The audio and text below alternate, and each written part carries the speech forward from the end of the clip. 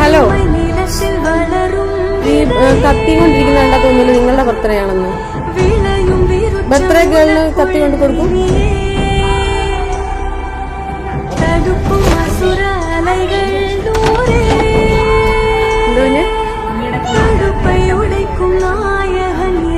അമ്മയുടെ tin sister കൂടെ ഉണ്ടെന്ന് വിചാരിച്ചു കുറിച്ചാണ്.